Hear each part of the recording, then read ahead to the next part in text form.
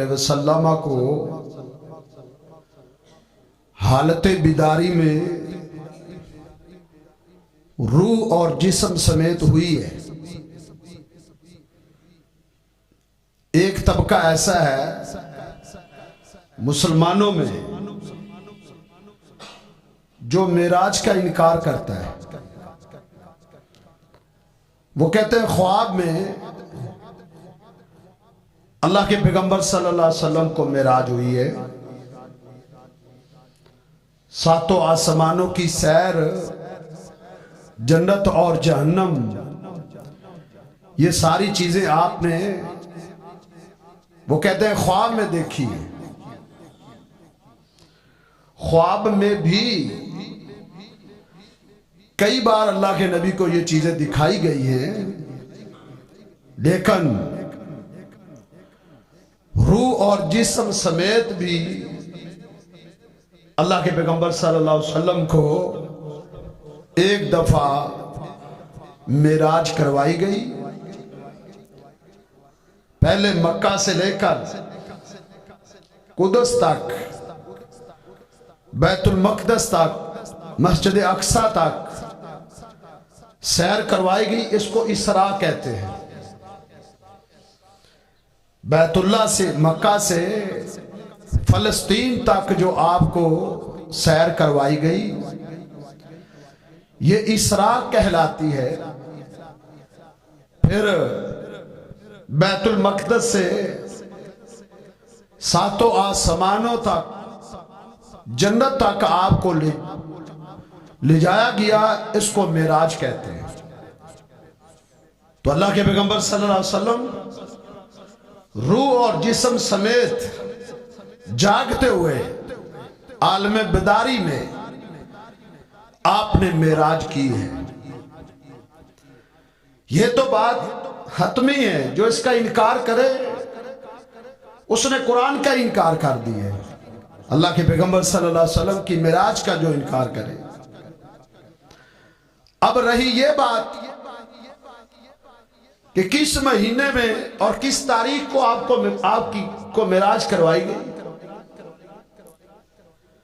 कुरान और हदीस और सही तारीख खामोश है। महीना कौन सा था, तारीख कौन सी थी, इन दोनों चीजों को छुपा दिया गया है। मशहूर ये है कि रजब का महीना था, मशहूर ये भी है कि रमजान का महीना था, और भी कई महीनों का जिक्र आता है। मुर्रिखीन का इसमें इख्तिलाफ है। तो अलबत्ता मशहूर यह है कि रजब के महीने में 27 रजब को, यानी रजब के आखिर पे अल्लाह के पैगंबर सल्लल्लाहु अलैहि वसल्लम को मेराज करवाई गई है। इसलिए अहबाब ये तकादा करते हैं जब रजब महीना चढ़ता है जी मेराज बयान होनी चाहिए। तो पहले ये समझ लें कि उसके लिए अल्लाह ने कोई महीना वो छुपा दी। पर इसमें हिकमत क्या है ये अल्लाह जानता है। अल्लाह को पता था कि लोग दिनों और उन आयाम को, उन तारीखों को मनाना शुरू कर देते हैं।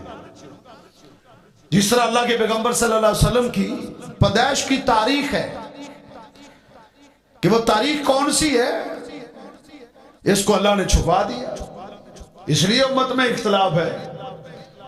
कोई कहता है 12 रबीउल अव्वल है, कोई कहता है 9 रबीउल अव्वल है, कोई कहता है 8 रबीउल अव्वल है। बल्कि कितने ही ऐसे आइम्मा हैं जो कहते हैं रबीउल अव्वल का महीना ही नहीं था। अब्दुल कादिर जिलानी रहिमहुल्लाह वो मुहर्रम का महीना कहते हैं कि आपकी पैदाइश मुहर्रम के महीने में हुई। कुछ रमजान का महीना कहते हैं। आपकी पैदाइश के दिन को भी अल्लाह ने छुपा दिया। क्यों? भी लोग इस दिन को मनाना ना शुरू कर दें। इसी तरह शब्बे मेराज है, अल्लाह ने इसको छुपा दिया ताकि लोग इसको मनाए ना। लेकिन अहले बिदा ने फिर भी इसको मनाए जा रहे अपनी तरफ से, एक दिन मुतय्यन करके और उस शब को मनाते चले जा रहे, उसकी बातें करते हैं। वो 27 जो है रजब को इबादतें करते हैं कि उस रात अल्लाह के पैगंबर सल्लल्लाहु अलैहि वसल्लम को मेराज हुई। मिराज हुई है बिलफर्ज, ये मान ही ले कि 27 रजब को हुई है, तो उस रात की इबादत का हुक्म किसने दिया? जिस हस्ती ने मिराज की है उसने तो इबादत नहीं की उस रात।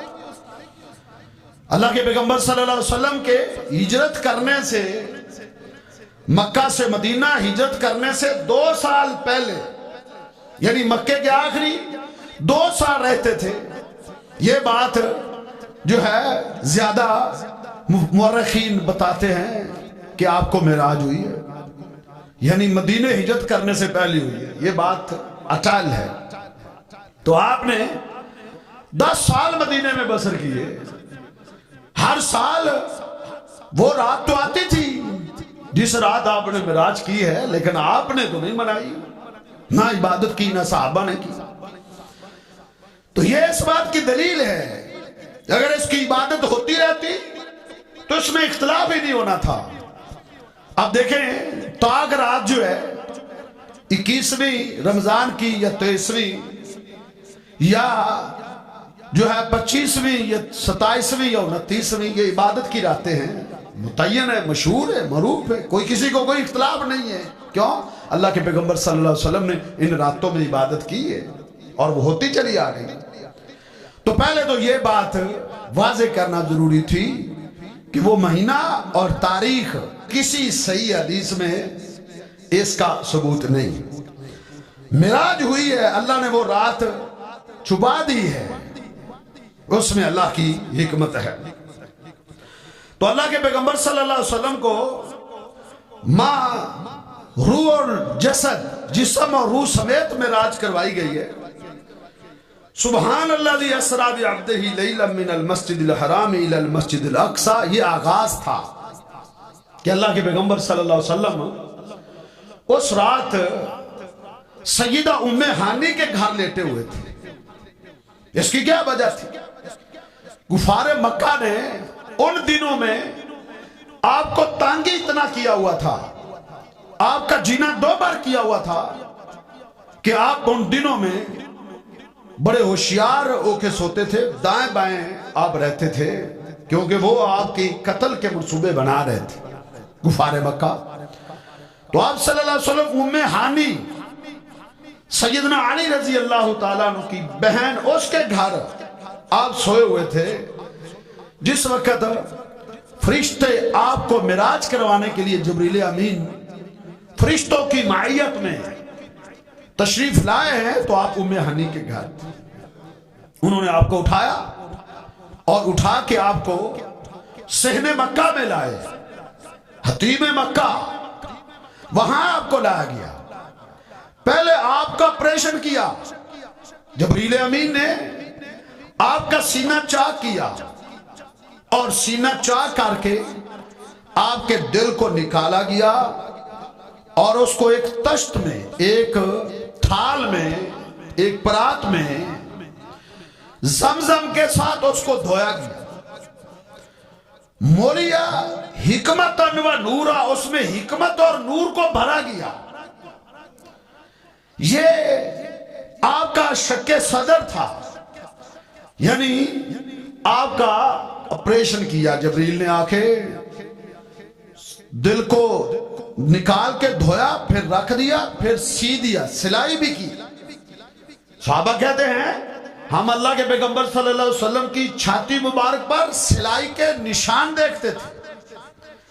जिस तरह आज आप देखते हैं कि किसी का ऑपरेशन हुआ है तो वो उसकी सिलाई के निशान कई साल तक दिखाई देते हैं। सहाबा कहते हैं इसी तरह हम अल्लाह के पैगंबर सल्लल्लाहु अलैहि वसल्लम के वो निशानात देखा करते थे। तो ये शक्के सदर आपका ऑपरेशन 2 मरतबा हुआ है। एक तो मिराज के वक्त, एक जब आप बच्चे थे और हलीमा सादिया के यहां आपकी परवरिश हो रही थी, उस वक्त भी ये शक्के सदर हुआ है। बच्चों के साथ आप खेल रहे थे तो जिब्रील अमीन आए, आपको लेकर अलहदा उन्होंने लिटाया और आपका सीना चाक किया। बच्चे डर गए, उन्होंने भाग के जाके हलीमा सादिया को बताया कि आपके बेटे को तो कत्ल किया जा रहा है। वो जो भाग के आई तो आप घबराए खड़े थे, उठे हुए थे, सीना सी दिया गया था और आप घबराए हुए थे, छोटे बच्चे थे। उस वक्त भी शक सदर हुआ है और फिर मिराज की रात भी आपका शक सदर किया गया। अब शारहीन ने इस पर तबसरा लिखा है, इसकी वजह लिखी है कि शक सदर की क्या हिकमत थी। मिराज करवाने से पहले आपके दिल को साफ किया गया, बल्कि बाद रिवायात में यह भी है कि दिल का कुछ हिस्सा काट भी दिया गया था, वो निकाल भी दिया गया था। यानी आपके सीने को, दिल को बिल्कुल साफ सुथरा जमजम से धो दिया गया है। फिर आपका इसरा शुरू है। इसमें क्या हिकमत है कि अल्लाह रब्बुल इज्जत की मुलाकात के लिए क्या जरूरी है। इंसान दोस्तों, अहबाब, अजीजों, अकारिब, अपने प्यारों की मुलाकात के लिए जब जाता है तो बन सबर कर जाता है। उसके लिए पाकीज़गी, तहारत, अच्छा लिबास, उम्दा जूते, ये सारी चीजों का एहतमाम करता है, होना भी चाहिए। अल्लाह की मुलाकात के लिए भी इसका एहतमाम किया गया है, लेकिन इसमें सबसे ज्यादा दिल का एहतमाम किया गया है। इससे क्या साबित होता है? अल्लाह की मुलाकात के लिए जिस्म और रूह के साथ साथ बंदे के दिल भी साफ होना चाहिए। जो अपने रब को मिलेगा बिकल बिन सलीम, कुरान कहता है जो सलामती वाला दिल लेकर आया, जो पाक दिल लेकर आया, कुफरिया अकायद से, गंदे नजरियात से और हसद, बुग़्ज़ और कीना के साथ जो दिल भरा हुआ है, वो अल्लाह की मुलाकात के काबिल नहीं होता। इसीलिए दिल को साफ किया जाता है। तो अल्लाह की मुलाकात हमने भी करनी है, इंशाअल्लाह हमने भी मुलाकात करनी है। तो अल्लाह की मुलाकात के लिए दिल साफ होना चाहिए, हमने अपने दिल को साफ रखना है। अल्लाह के पैगंबर सल्लल्लाहु अलैहि वसल्लम ने फरमाया कि इन्ना फिल जसदी मुज़गतन, जिस्म में एक लोथड़ा है, फैज़ा सालुअत सालुहल जसदु कुल्लु फैज़ा फसदत फसदल जसदु कुल्लु। अगर वो लोथड़ा सुधर जाए तो पूरा इंसान ही सुधर जाता है, वो बिगड़ जाए तो पूरा इंसान ही बिगड़ जाता है। अला वहियल कल्ब, वो दिल है। तो दिल का सुधरना कैसे? दिल में तकवा आना चाहिए। अतकवा हा होना, आपने दिल के तरफ इशारा करके फरमाया कि तकवा यहां होता है, तकवा यहां होता है। तो अल्लाह दिलों को देखता है। इन्नल्लाह ला यंजुरु इला सुवरिकुम, अल्लाह सिर्फ तुम्हारे चेहरों को नहीं देखता, ना अल्लाह तुम्हारे कद काट को देखता है। तुम बॉडी बिल्डर हो, कदावर हो, अल्लाह तुम्हारे जिस्म को भी नहीं देखता। अल्लाह किसको देखता है? ना तुम्हारे नस्ब, खानदान, कबीले को देखता है। वलाकिन यंजुरु इला कुलूबिकुम व अमालिकुम, अल्लाह तुम्हारे दिल को देखता है। दिलों को पाक करें, दिलों को साफ करें। दिल कैसे साफ होता है? नेकियों के साथ दिल चमकता है, गुनाह करने से दिल गंदा होता है। हदीस में आता है बंदा गुनाह करता है, दिल पे स्याह धब्बा लग जाता है, गुनाह करता चला जाता है, वो धब्बा बढ़ता चला जाता है, हत्ता कि सारा दिल काला हो जाता है। कल्ला बलरान, अल्लाह फरमाते हैं यही वो दिल है जिसको नेकी करने की फिर तौफीक नहीं मिलती। हाँ, बंदा तौबा करता है, इस्तिगफार करता है।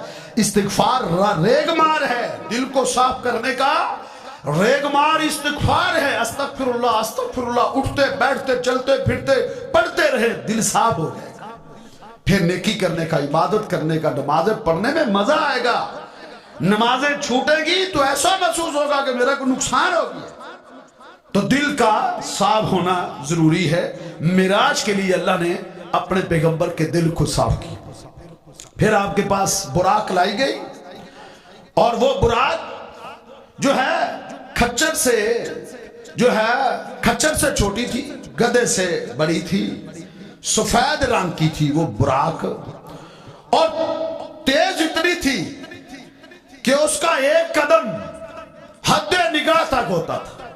हम जो कदम उठाते हैं 1 फुट तक या आधे फुट तक हमारा कदम, या 2 फुट तक किसी का होगा, वो जो बुराक थी हद निगाह तक वो कदम उठाती थी, इतनी तेज। उसको लाया गया। अल्लाह के पैगंबर सल्लल्लाहु अलैहि वसल्लम सवार होने लगे। जिब्रील ने اس کی رکاب تھامی ہوئی تھی، تو وہ اس نے تھوڑی سی بد کی شوخی دکھائی اس نے، تو جبریل امین نے اس کو خبردار کیا۔ اس نے کہا بتا تجھ پر آج کون سوار ہونے والا ہے، آج تجھ پر کون سی ہستی سوار ہونے جا رہی ہے؟ ایسی ہستی آج تجھ پر سوار ہونے جا رہی ہے کہ کائنات میں اس سے افضل اور اس سے زیادہ عزت والی ہستی دنیا میں اور کوئی نہیں آئی نہ آئے، آج ایسی ہستی ہے۔ اور جب براق نے یہ سنا تو سہم گئی، ہیبت آری ہو گئی، کب کبانے لگ گئی، پسینے سے شرابور ہو گئی۔ جب اللہ کے پیغمبر صلی اللہ علیہ وسلم کا نام سنا، اس کی عظمت اور اس کی رفعت سنی، تو ادب کا یہ عالم ہو گیا پھر کہ میں تو بے ادبی کر بیٹھی ہوں، ایسی عظیم ہستی، تو پسینے سے شرابور ہو۔ اللہ کے پیغمبر صلی اللہ علیہ وسلم کو براق پر سوار کیا گیا، تو آپ کو جو ہے اقصی پہنچایا گیا، بیت المقدس۔ یہ فلسطین کا ایک شہر ہے جس کو القدس کہتے ہیں، فلسطین کے شہروں میں سے ایک شہر القدس، اس شہر میں ایک مسجد ہے جس کو مسجد اقصی کہا جاتا ہے۔ اللہ کے پیغمبر صلی اللہ علیہ وسلم اس براق پر سوار ہو کے مسجد اقصی پہنچے، اور آپ نے اپنی سواری کو ایک کڑے کے ساتھ مسجد اقصی کے باہر ایک کڑے کے ساتھ اس کی مہار کو باندھ دیا۔ باندھنے کی کیا ضرورت تھی؟ اس نے کون سا بھاگ جانا تھا؟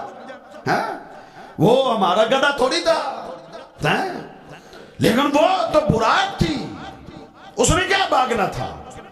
شارحین نے اس پر بھی لکھا ہے کہ اس میں بھی حکمت ہے، اس میں امت کو اسباب کو اختیار کرنے کی تعلیم دی گئی۔ معراج کو بیان کرنے کا مقصد تو یہ ہے نا، اس میں سے جو احکام اور جو مسائل ہماری اصلاح کے لیے ہمیں ملتے ہیں، ہمارے درس کے لیے ہمیں وہ سمجھنے چاہیے، تو پھر تو اس کا فائدہ ہے اس کو بیان کرنے میں، تاکہ اسے ہم سیکھیں سمجھیں، ہماری عملی زندگی میں، ہمارے کردار میں، ہمارے عقیدے، ہمارے منہج میں اس کے مطابق تبدیلی آئے۔ تو اس کے ساتھ باندھا گیا، یہ تعلیم دی گئی کہ اسباب کو اختیار کرنا چاہیے، پھر اس کے بعد اللہ پر توکل رکھنا چاہیے۔ ہوتا تو توکل پر ہی ہے، لیکن اسباب کو اختیار کرنا یہ توکل کے خلاف نہیں ہے۔ اللہ کے پیغمبر صلی اللہ علیہ وسلم نے خود اپنی مہار اپنی براق کو باندھا ہے، یہ جبریل نے باندھا ہے، اس کو باندھا کیا۔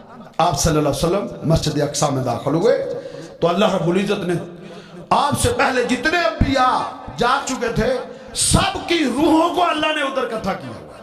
سب انبیاء انتظاری میں کھڑے ہیں، وہ منتظر ہیں کسی ہستی کا، کسی ایمان کا، کسی سربراہ کا، کسی قائد اور کسی لیڈر کا، اس کے استقبال کے لیے انبیاء کھڑے۔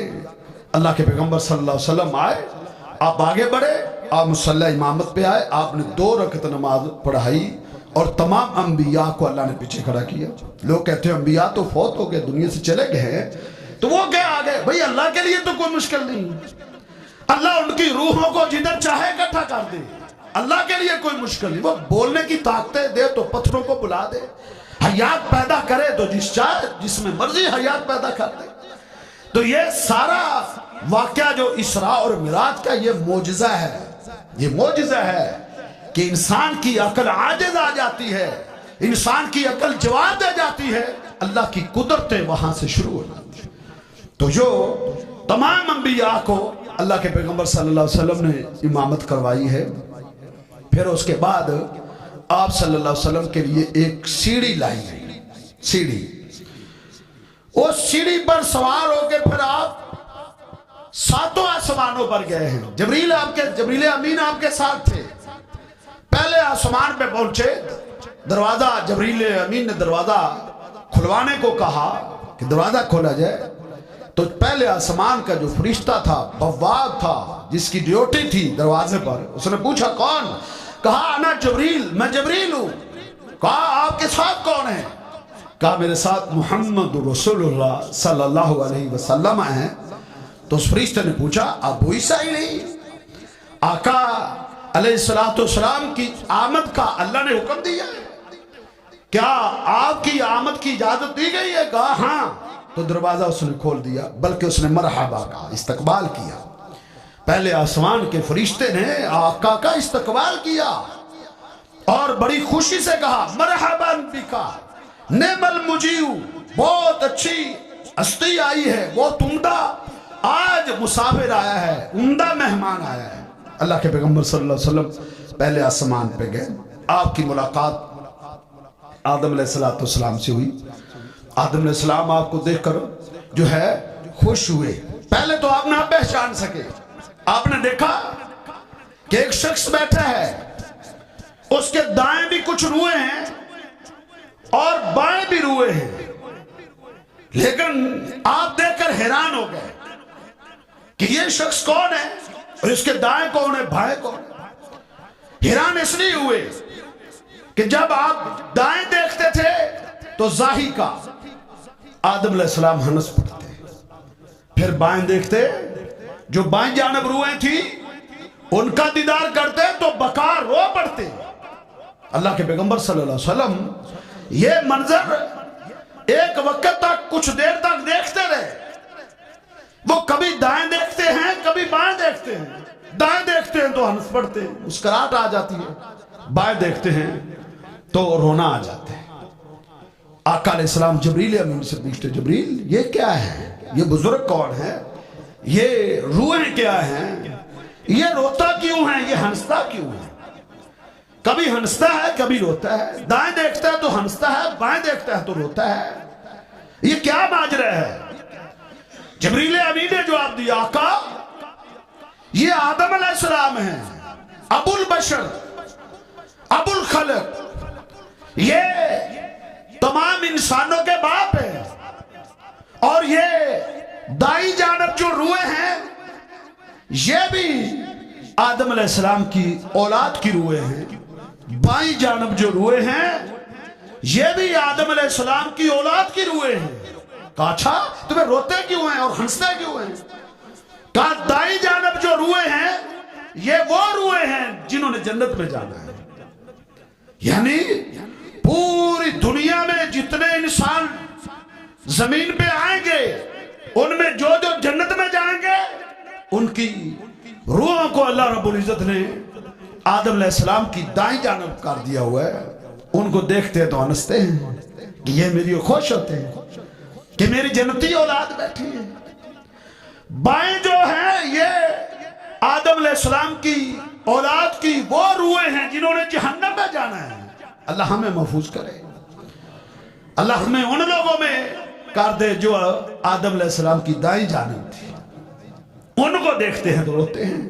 اس سے کیا پتہ چلتا ہے، اس سے کیا سمجھ آتی ہے کہ ایک باپ کو جب اپنی وہ اولاد دیکھے جو دین کے راستے پر چل رہی ہے، جو اسلام کے راستے پر چل رہی ہے، جن کا عقیدہ، جن کا منہج، جن کا نظریہ، جن کا قول و کردار، جن کی عملی زندگی اچھی ہے، کتاب و سنت کے متبع ہیں، سنت کے تابع دار ہیں، شرم و حیا والے ہیں، نمازی ہیں، ذکر و اذکار تلاوت کرنے والے ہیں، تو باپ کو خوش ہونا چاہیے۔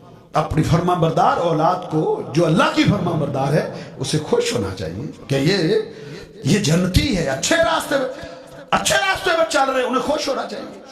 جب وہ اپنی ایسی اولاد کو دیکھے جو بے دین ہے اسے فخر نہیں کرنا چاہیے، ان کے پاس ڈگری ہیں، یہ دولت کماتا ہے، یہ تو اتنا سرمایہ، اتنی بڑی اس کی جاب ہے، اتنی یہ اس کی بڑی نوکری ہے، وہ کیا کھاتے ہیں؟ اگر وہ شریعت کے راستے پر نہیں چل رہا تو ایسی اولاد کو دیکھ کر رونا چاہیے، غم کرنا چاہیے، افسردہ ہونا چاہیے۔ تو کیا پتا چلا؟ باپ کو اپنی اولاد کی فکر ہونی چاہیے، ان کی تربیت اور ان کی دیکھ بھال اور ان کی اصلاح کی کوشش کرے۔ اللہ کے پیغمبر صلی اللہ علیہ وسلم نے اولاد کے بگڑنے پر والدین کو ذمہ دار ٹھہرایا ہے، اور اولاد کے درست اور صالح ہونے پر، صحیح راستے پر چلنے پر والدین کو شاباش دی۔ اللہ کے پیغمبر صلی اللہ علیہ وسلم نے فرمایا کل مولود یولد علی الفطرہ، ہر پیدا ہونے والا بچہ فطرت اسلام پر پیدا ہوتا ہے۔ اس وقت وہ سرکش نہیں ہوتا، اس وقت وہ جو ہے اس کے اندر سوچیں، बदकारी की, बुराई की नहीं होती। बच्चा पैदा होता है शर्मो हया वाले जरासीम उसके अंदर होते हैं, सही अकीदा होता है, सही मनज वाला होता है, उसके अंदर अच्छी अच्छाइयाँ होती। फ़अबवाहु युहव्विदानिही और युनस्सिरानिही, अगर वो यहूदी बनता है तो उसको उसके वालिदैन यहूदी बनाते हैं, अगर वो ईसाई बनता है, मुशरिक बनता है, बेदीन बनता है तो उसको उसके वालिदैन का किरदार होता है, अच्छे रास्ते पे चलता है, जिधर चलाएंगे बच्चा उधर चलेगा। तो ये फिक्र वालिदैन को होनी चाहिए। इस वाक़या मिराज से हमें यह भी दर्स मिलता है। तो उसके बाद जबरील अमीन आपको लेकर दूसरे आसमान पर गए, फिर तीसरे आसमान पर गए, फिर चौथे आसमान पर गए, फिर पांचवें आसमान पर गए, छठे आसमान पर गए और सातवें आसमान पर गए। सातों आसमानों में आपकी अंबिया के साथ मुलाकातें होती गई। यूसुफ अलैहिस्सलाम से आपकी मुलाकात हुई, मूसा अलैहिस्सलाम से आपकी मुलाकात हुई, ईसा अलैहिस्सलाम से आपकी मुलाकात हुई, ज़करिया अलैहिस्सलाम से आपकी मुलाकात हुई, यहया अलैहिस्सलाम से आपकी मुलाकात हुई, सैयदना इब्राहीम अलैहिस्सलाम से आपकी मुलाकात हुई, नूह अलैहिस्सलाम से आपकी मुलाकात हुई, याकूब अलैहिस्सलाम से आपकी मुलाकात हुई। यानी तमाम अंबियाए किराम से आपकी मुलाकातें हुई, उनसे हम कलाम हुए, दुआ सलाम हुई, लैक सलैक हुई। ये मैं इख्तिसार कर रहा हूँ ताकि ये वाक़या जो है इख्तिसारन पूरा हो जाए। आपकी मुलाकातें तमाम आसमानों पर अंबिया से होती गई हैं और फिर आपको जो है जन्नत और जहन्नम ये दोनों आपको दिखाएगी। आपने जन्नत भी देखी है और जहन्नम भी देखी है। जन्नत में आपने क्या देखा? एक तो जन्नत की खूबसूरती, वो हसीन कितनी है, वो जन्नत खूबसूरत कितनी है, उसके बंगले कितने आला हैं, उसके बागात कितने उम्दा हैं, उसकी कोठियां कितनी आला हैं, उसके जो है ना उसका हुजम वो कितनी खुशबूदार है। और कुछ लोगों को भी अल्लाह के पैगंबर सल्लल्लाहु अलैहि वसल्लम ने जन्नत में देखा और कुछ ऐसे आमाल करने वालों को आपने देखा। ये सारी चीजों का आपने मुशाहिदा किया। जैसा कि आप मशहूर हदीस है कि आपने जब आपने सामने चलने की आवाज सुनी तो पूछा जबरील ये मेरे आगे कौन चल रहा है? कहा ये आपका बिलाल चल रहा है। कहा बिलाल जन्नत में है? कहा नहीं जन्नत में नहीं, जमीन में चल रहा है, लेकिन उसके कदमों की आवाज जन्नत में आ रही है। ये मिराज की रात ही आपने मुशाहिदा किया था। इसी तरह आपने एक महल देखा, बड़ा खूबसूरत महल था।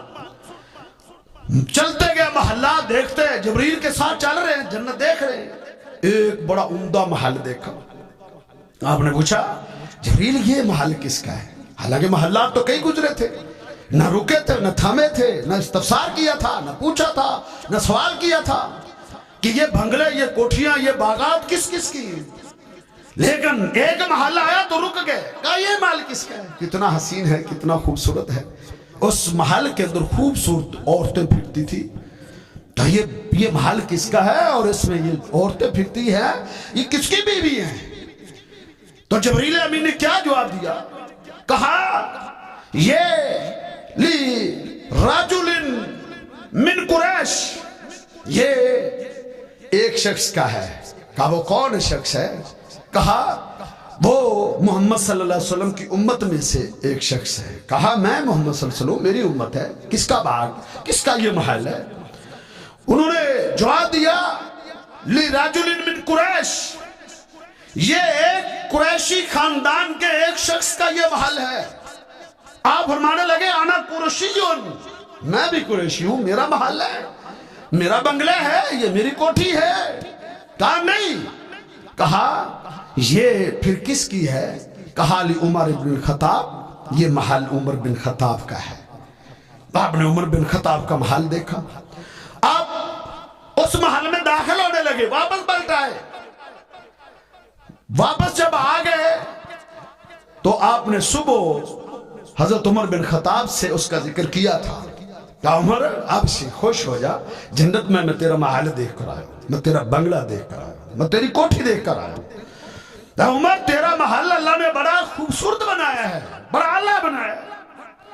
और मैं दाखिल होने लगा था कि मैं अंदर से भी देखूं, लेकिन तेरी बीवियां उसमें फिर रही थी, ज़करतु गैरतका, उमर मुझे तेरी गैरत याद आ गई। उमर बड़ा गुयूर शख्स है, न उसके घर में इसी तरह दाखिल हो जाऊं। मैं वापस पलट आया हूं। उमर ढाई मार के रोने लगे, आका आगार वाले का, क्या मैंने आप पर गैरत खानी थी?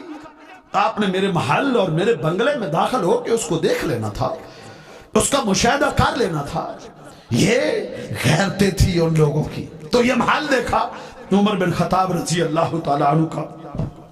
इसी तरीके से आपने कुछ बागात देखे, खोशे हैं अंगूरों के, और एक लंबा चौड़ा बाग, बड़ी देर तक आप चलते गए, उस बाग का मुशाहिदा करते गए। लेकिन आप हैरान और शशदर इसलिए हुए कि उस बाग के हर खोशे पर, हर दरख्त के हर खोशे पर एक हस्ती का नाम लिखा हुआ था। एक हस्ती का, वो किसका नाम था? लियाबी दहदा। कि ये बाग और इस बाग की खजूरें, खजूरों के खोशे, ये अबू दहदा के हैं। अल्लाह के पैगंबर सल्लल्लाहु अलैहि वसल्लम हैरान हो गए कि अबू दहदा, तो वो जो उन्होंने वो एक खजूर का दरख्त खरीद कर गरीब घराने के लिए वक़्फ़ किया था, उसके बदले में अपनी 600 खजूरों का दरख्त उस बंदे को दे दिया था जो उस एक खजूर के दरख्त का मालिक था। सिर्फ इसलिए कि अल्लाह के पैगंबर सल्लल्लाहु अलैहि वसल्लम ने कहा था, जो मुझे इस खजूर के एक दरख्त को खरीद कर वक़्फ़ कर दे, मैं मोहम्मद उसको जन्नत के खजूरों के दरख्त की जमानत देता। अबू दहदा ने कहा, ये सौदा करना चाहिए, इस सौदे से पीछे नहीं रहना चाहिए, ये सौदा कर गुजरना चाहिए। ये बात तो दुनिया में रह जाएंगे, ये खत्म हो जाएगा।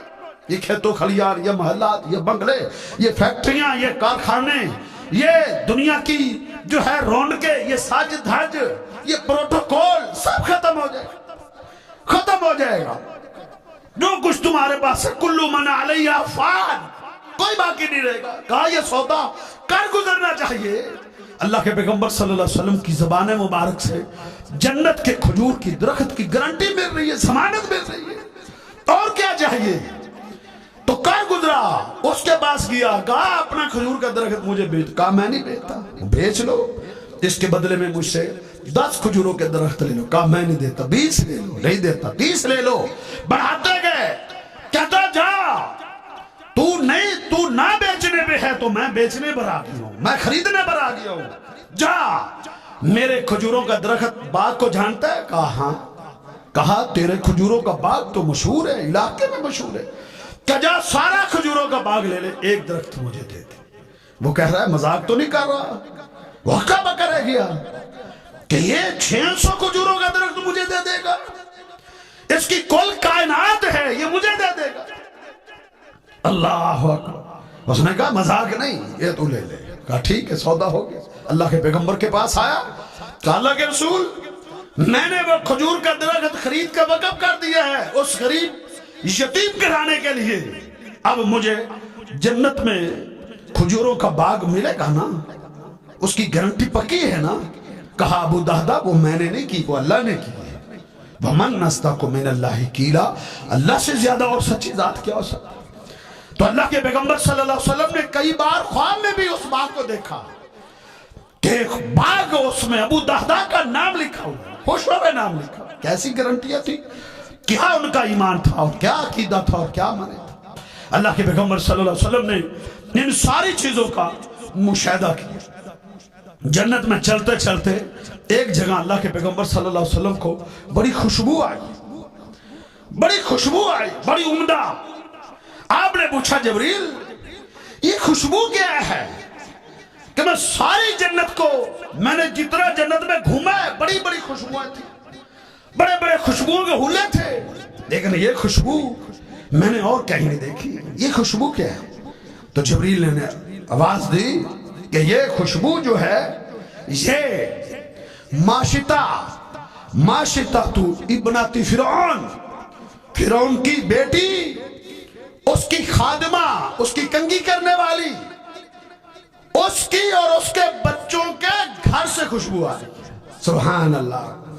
फिरौन की बेटी, फिरौन ने अपनी बेटी की खिदमत के लिए एक नुकरानी रखी हुई थी जो उसकी देखभाल करती थी, उसकी मांग निकालती थी, उसके कपड़े धोती थी, उसकी खिदमत करती थी। एक दिन कंघी कर रही है, एक दिन कंघी कर रही है तो कंघी उसके हाथ से गिर गई। तो उसने कंघी को उठाया और कहा बिस्मिल्लाह, बिस्मिल्लाह, अल्लाह के नाम से, सुभान अल्लाह। तो फिरौन की बेटी हैरान रह गई, पूछती है ये मेरे बाप के नाम पर तूने उठाया? कहा नहीं, मैं उस हस्ती का मैंने नाम लिया जो मेरा भी रब है, तेरे बाप का भी रब। रब्बी रब्बी व रब्बू अबीक, मैंने उस हस्ती का नाम लिया है जो मेरा भी रब है, तेरे बाप का भी रब है। वो कहने लगी मेरे बाप के अलावा भी कोई रब है? वो कहता था ना, फिरौन कहता था ना रब्बुकुमुल आला, उसने रबूबियत का दावा कर रखा था।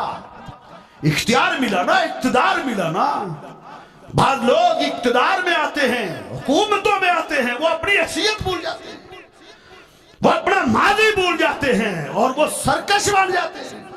अल्लाह अकबर। और अल्लाह ने ऐसे सरकशों को इबरतनाक सजाएं दी हैं जो जिन्होंने हुकूमतों में आके, इक्तदार में आके जब जुल्म ढाया, जब लोगों पर जुल्म का कोड़ा बरसाया, लोगों पर ज्यादतियां की, अल्लाह ने इबरत के निशान बना दिए। बड़े बड़े ऐसे हुक्मरान और ऐसे इक्तदार वाले भी आए हैं। हमने अपनी तारीख में, अपने दौर में ऐसे लोगों को देखा है। यहां एक हुक्मरान हुआ करता था जो कहा करता था, लोगों को धमकी देता हुआ कि हम तुम्हें ऐसी जगह से हिट करेंगे तुम्हें पता भी नहीं चलेगा। उसने बड़ा जुल्म ढाया था, लेकिन अल्लाह ने उसको ऐसा पकड़ा कि उसका जिस्म पिघलता चला गया था, पिघलता, उसके करीब कोई नहीं आता था। उसकी औलाद छोड़ गई थी, उसको उसकी बीवी छोड़ गई थी, इबरत की मौत मरा था, दुनिया ने देखा। तो ऐसे ऐसे जालिम होते हैं, वो रुबूबियत का दावा करने लगे। तो फिरौन, उसने रुबूबियत का दावा किया हुआ था। तो उसकी बेटी कहती है मैं तो अपने बाप को बताऊंगी। उसने कहा नाम नाम, कोई बात नहीं, बता देना, कोई बात नहीं। छुपा रही थी, जिस हद तक वो अपने ईमान को छुपा सकती थी छुपा दिया। अब ज़ाहिर हो गई है, अब इनकार तो नहीं कर सकती कि ठीक है मैं तेरे बाप को रब मान लेती हूं। नहीं, ईमान छुपाया था तो छुपा रही थी, लेकिन जब वादे हो गया तो कहा हाँ मैं उसको रब मानती हूं जो तेरा भी रब है, तेरे बाप का भी रब। बताना है तो बता दो। उसने जाके बता दिया अपने बाप को कि हमारी जो नुकरानी है ना वो किसी और को रब मानती है। फिरौन सीख पा हो गया, गैज़ो गज़ब में आ गया। उसने उसको बुला लिया। उसने कहा तू मेरे सिवा किसी और को रब मानती है? कहा हाँ उसको रब मानती हूं जो मेरा भी रब है, तेरा भी रब है, पूरी कायनात का रब है। कहा अच्छा। उसने क्या किया? उसने कहा बाद आ जा, ये छोड़ दे, ये अकीदा और नजरिया। कहा ये नहीं छोड़ा जा सकता। उसने एक देग मंगवाई, देग पीतल की, और उसमें तेल डाला, आग में उस देग को रखा गया, और उस देग के अंदर एक गाय ज़बह करके वो भी डाली गई। वो किस लिए डाली थी? ताकि पता चल सके कि ये कितना को गर्म हो गया। जब वो बछड़ा या गाय जल के स्याह हो गई ना उस तेल के अंदर, उस वक्त उसने कहा इसके बच्चों को ना, एक एक बच्चे को पकड़ के, एक एक बच्चे को पकड़ के इस देग में, इस उबलते हुए जो है तेल में डालते चले जाओ। एक एक को वो डाल रहे थे। जब उस देग में उसको फेंका जाता था फौरन वो झुलस जाता था। आखिर पे उस बच्चे को खींचा जा रहा था जो छोटा दूध पीता बच्चा था, जिसको वो सीने से लगा के दूध पिला रही थी। जब फिरौन के गुमाश्तों ने उसको खींचा तो वो एक दफा बड़ी मोहब्बत करती थी अपने उस बच्चे से, सबसे ज्यादा मोहब्बत करती थी। हिल गई, करीब था कि वो फिसल जाती, फिरौन की बात मान लेती, लेकिन अल्लाह ने उस बच्चे को कुव्वत गोयाई बख्श दी।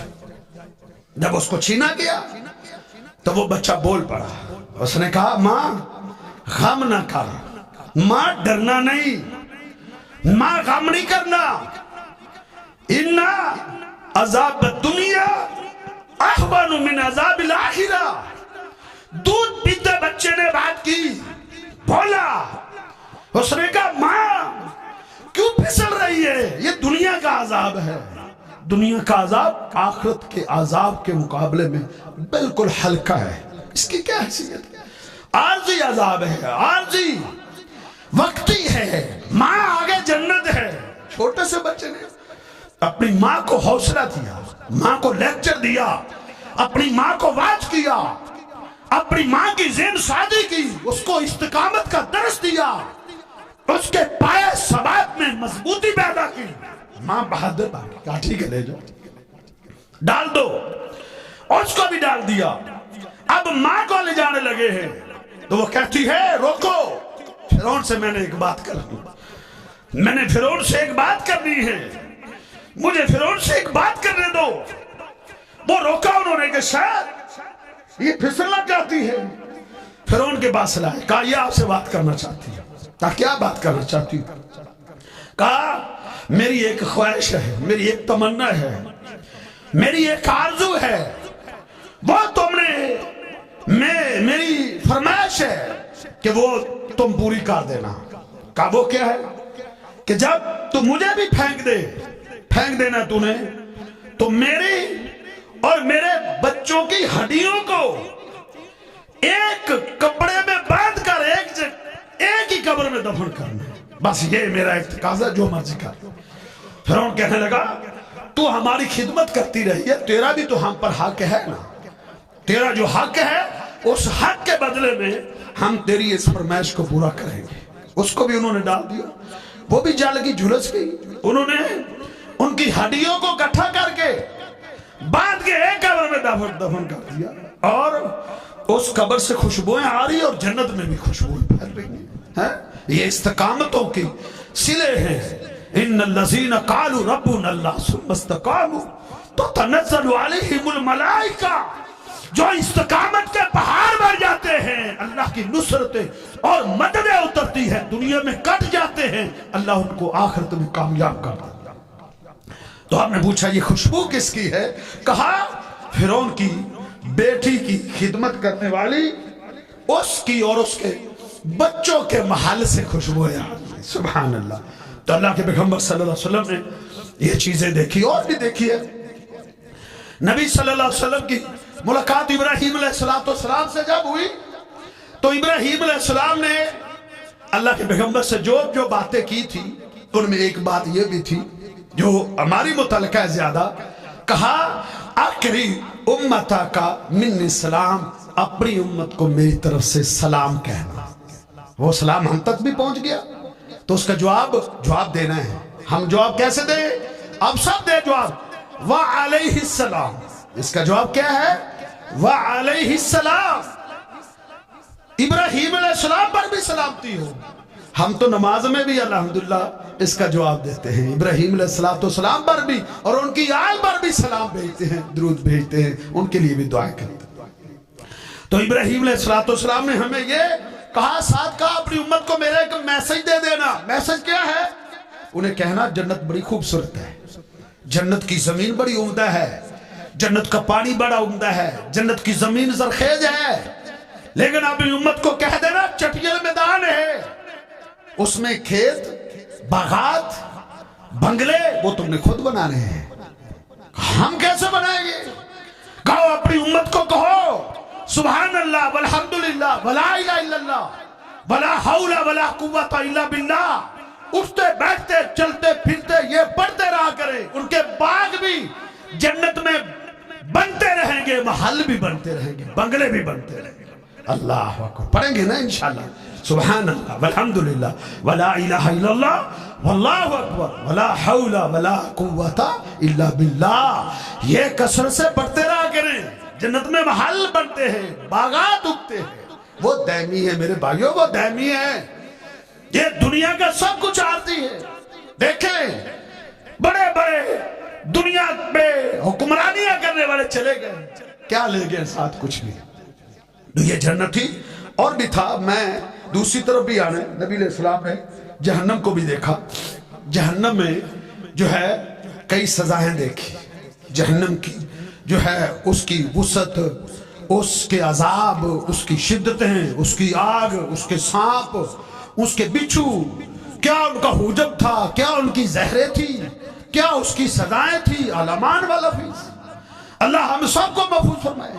اللہ کے پیغمبر صلی اللہ علیہ وسلم کو اللہ رب العزت نے جہنم بھی دکھائی. تو جہنم میں آپ نے کئی لوگ دیکھے. آپ نے ایک قوم دیکھی, ان کے جو ہونٹ ہے نا, ان کو کینچوں سے کاٹا جا رہا ہے. ان کے ہونٹوں کو کینچوں سے کاٹا جا رہا ہے. اسی طرح آپ نے ایک قوم دیکھی جہنم میں کہ وہ ان کے جو پیٹ ہیں وہ اتنے بڑے ہیں جتنا ایک بہت بڑا کمرہ ہوتا ہے. کمرہ کی طرح پیٹ ہے اور اس میں سانپ پھرتے ہیں, بڑے بڑے اس میں سانپ پھرتے ہیں. آپ نے ایک قوم دیکھی جہنم میں جن کے سر پتھروں کی چٹانوں کے ساتھ پھوڑے جا رہے. پتھر برسائے جاتے ہیں, سر پاش ہو جاتے ہیں, پھر صحیح ہو جاتا ہے, پھر پتھر برسایا جاتا ہے. آپ نے یہ بھی دیکھا. آپ نے کچھ ایسے لوگ دیکھے کہ ان کے پاس بڑی لذیذ اور عمدہ کھانے پڑے ہیں, ہانڈیاں پڑی ہیں پکی ہوئی, لیکن وہ نہیں کھا رہے. گندی بدبودار باسی ہانڈی کھا رہے ہیں. اللہ کے پیغمبر صلی اللہ علیہ وسلم نے یہ بھی دیکھا. اسی طرح آپ نے ساتھ ساتھ آپ جبریل سے پوچھتے ہیں کہ جبریل یہ جو بڑے بڑے پیٹوں والے جن میں سانپ پھرتے ہیں یہ کون لوگ ہیں؟ تو جبریل امین جواب دیتے ہیں آقا یہ آپ کی امت کے سود خور ہیں, یہ سود کھانے والے ہیں. آج ان کے پیٹوں میں سانپ پھرتے ہیں. سانپ جو وہ کھاتے تھے وہ اپنا مال بڑھاتے تھے. سود اللہ کے خلاف جنگ کر کے انہوں نے مال اکٹھے کیے اور وہ حقیقت میں سانپ تھے, سانپ بن کے. اسی طرح آپ نے پوچھا کہ یہ ہانڈیوں والا کیا قصہ ہے کہ پاکیزہ عمدہ اعلیٰ لذیذ کھانے چھوڑ کے بدبودار گندا کھا رہے ہیں, اس کی کیا وجہ ہے؟ تو جبریل امین نے جواب دیا کہ یہ وہ لوگ ہیں جن کی حلال بیویاں تھی لیکن ان کو چھوڑ کر اپنی خواہشیں گندی بے حیا عورتوں کے پاس جا کے جو ہے ان سے تعلق جوڑتے تھے. اپنی حلال بیوی اور وہ عورتیں جن کے خاوند ہیں ان کو چھوڑ کے وہ دوسری طرف رخ کرتی ہیں. یہ ان کی سزائیں ہیں. نبی علیہ السلام کو ایک دفعہ خواب میں جب معراج کروائی گئی تھی اس وقت آپ کو تندور کی شکل میں یہ لوگ دکھائے گئے کہ ایک تندور میں جل رہے ہیں, مرد بھی عورتیں بھی پرانا. اس وقت آپ نے پوچھا, کہا زنات, یہ زانی اور بدکار ہے. اللہ کے پیغمبر صلی اللہ علیہ وسلم نے پوچھا جس کا سر پھوڑا جا رہا ہے, کس کا سر کو کیوں پھوڑا جا رہا ہے؟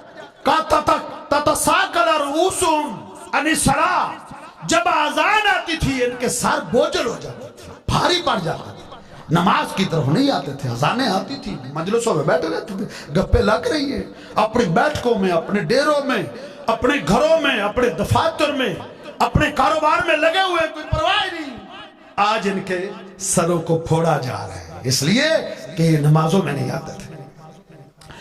اور وہ لوگ جن کے ہونٹ کاٹے جا رہے ہیں, آپ نے پوچھا یہ کون ہے؟ آپ نے فرمایا ہاؤلائی خطباء امتی کا. آقا یہ آپ کی امت کے خطیب ہیں. خطیب یامرون الناس, لوگوں کو نیکی کا حکم دیتے تھے, وینسون انفسہم, خود عمل نہیں کرتے تھے. لوگوں کو تو بتاتے تھے, خود عمل نہیں کرتے تھے. یہ خطباء تھے. میرے بھائیو, علماء اور ہوتے ہیں, خطباء اور ہوتے ہیں. خطیب عمل کر بھی سکتا ہے, ایسے بھی ہوتے ہیں جو بے عمل ہوتے ہیں. لیکن اللہ نے جہاں علماء کی بات کی ہے نا, وہاں اللہ نے کیا, انما یخشی اللہ من عبادہ العلماء, پوری انسانیت میں سب سے زیادہ اللہ سے ڈرنے والے علماء ہوتے ہیں. تو یہ بے عمل خطیب تھے جو لوگوں کو تو نیکی کی طرف لاتے تھے, خود نیکیاں نہیں کرتے تھے. تو یہ اللہ کے پیغمبر صلی اللہ علیہ وسلم نے جو ہے نا جہنم میں سزائیں دیکھی. پھر آپ واپس آئے, یہ رات کے ایک حصے میں ہی، رات کے کچھ حصے میں یہ سارے منظر اللہ نے دکھا دی۔ کوئی کہتا ہے یہ کیسے ہو سکتا ہے؟ ساتوں آسمانوں کی سیر اور مسجد اقصی تک سفر ایک رات کے کچھ حصے میں۔ بھائی اللہ نے کیا فرمایا؟ سبحان اللہ جی، اللہ پاک ہے۔ کیا مطلب ہے؟ وہ اللہ یہ کمزوریوں والا نہیں ہے، اللہ کے لیے کون سا مشکل ہے، وہ کن کہہ کے سب کچھ کر دیتا ہے۔ تو آقا علیہ السلام واپس آئے رات کے اسی حصے میں، آپ نے صبح جو ہے نا یہ بات بتائی، مکے میں پھیل گئی کہ لو وہ جو جس نے نبوت کا دعویٰ کی وہ آج اس نے ایک نیا دعویٰ کر دیا ہے کہ رات کے ایک حصے میں چلا ہوں اور بیت المقدس تک پہنچا ہوں۔ یہ ایک مہینے کا سفر ہے، ایک رات کے حصے میں، پھر ساتوں آسمانوں کی سیر کر کے واپس بھی آ گیا۔ کتنی عجیب بات ہے۔ ایک شور برپا ہو گیا، پروپیگنڈے کرنے والوں نے پروپیگنڈے اور زیادہ کرنے لگے، بھاگے سب سے پہلے ابوبکر صدیق کے پاس گئے، کہا پتہ ہے تیرا ساتھی کیا کہتا ہے؟ کہا کیا کہتا ہے؟ وہ کہتا ہے رات کے ایک حصے میں مکہ سے چلا ہوں، بیت المقدس کیا ہوں، پھر ساتوں آسمانوں کی سیر کی ہے، جنت اور جنت دیکھ کے واپس آ گیا ہوں۔ کہا یہ ممکن ہو سکتا ہے؟ کہا میرے نبی نے یہ کہا ہے۔ کہا کہاں ہے؟ کہا پھر ہو سکتا ہے، میرے نبی نے کہا ہے تو پھر ہو سکتا ہے۔ تو اسی وجہ سے آپ کا لقب صدیق پڑ گیا، تو اس دن سے آپ کا لقب صدیق پڑ گیا۔ سب سے پہلے تصدیق ابوبکر صدیق نے کی ہے۔ تو ہمارا بھی ایمان اور عقیدہ ہونا چاہیے، آقا نے جو فرمایا وہ پتھر پہ لکیر ہے، وہ سب کو ہو سکتا ہے، وہ ناممکن نہیں ہے۔ پیغمبر صلی اللہ علیہ وسلم کی زبان مبارک سے نکلا ایک ایک حرف حق ہے۔ اللہ ہمیں بھی شریعت پر اور جو اس سے دروس ملتے ہیں اس پر اللہ ہمیں عمل کی توفیق عطا فرمائے۔